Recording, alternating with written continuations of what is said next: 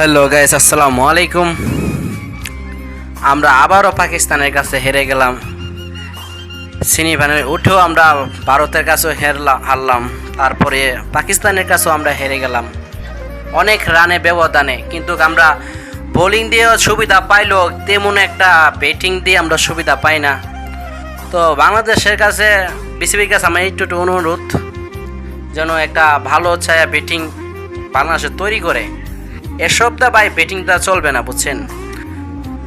আশা করি বাংলাদেশের টিম এক সময় না এক সময় সেরা দল হবে, বিশ্বাস রাখি।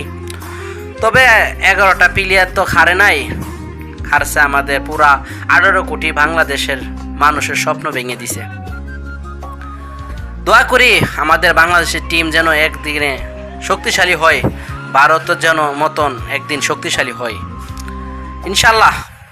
আজকে হারছে কি হয়েছে, আগামীকাল ইনশাল্লাহ জিতবো। আসসালামু আলাইকুম।